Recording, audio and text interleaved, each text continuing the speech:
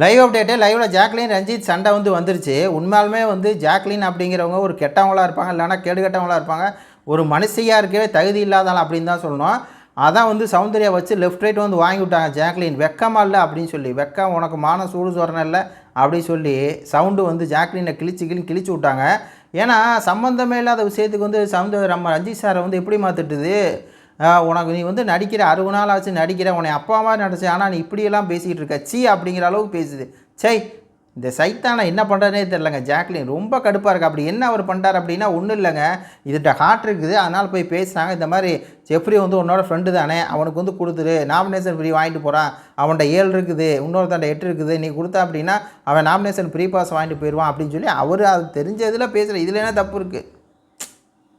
ரொம்ப பார்த்தீங்கன்னா ஜாக்லின் பண்ணுறது ரொம்ப மோசமான ஒரு இவ்வளோ தான் அவர் பேசியிருக்கார். இது தப்பான். அவர் இந்த மாதிரி கேட்டது தப்பான். அவர் ஏதாவது கேட்டிருக்கணுமா?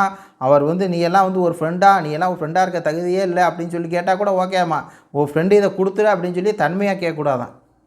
பார்த்தீங்களா, இதுதாங்க சண்டை. இதுக்கு ஒரு சண்டை, இதுக்கு தான் அவ்வளோ பெரிய ப்ரொமோலாம் வந்துச்சு, எல்லாம் வந்துச்சு எப்பா. ஆனால் அந்த ஜாக்லின் மாதிரி ஒரு கேடுகட்டால் பார்க்கவே முடியாதுங்க.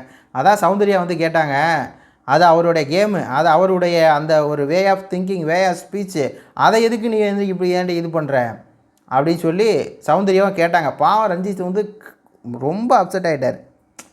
ஏம்மா அது என்னோடதுமா, நான் அப்படி தாம்மா இருப்பேன், என்னோட ஒரு இதுமா, இது என்னம்மா இருக்குது, நான் அந்த கேமுக்காக உன்னை ட்ரிகர் பண்ணணும், உன்னை எமோட் பண்ணணும் அப்படிங்கிறது தாம்மா சொன்னேன், என்னோட வே ஆஃப் திங்கிங்மா அது. இப்படி தான் அவங்க பேசினா நீ எமோஷனாக உன் ஃப்ரெண்டுக்கு ஒன்றுன்னா இப்படி நீ பண்ணுவேன், அது கூட உனக்கு இதாக இருக்கும், அப்போ நீ எமோஷன் ஆனியில், அதனால் நீ இதை கழட்டி போட்டு வந்தீல அப்படின்னு சொல்கிறாரு.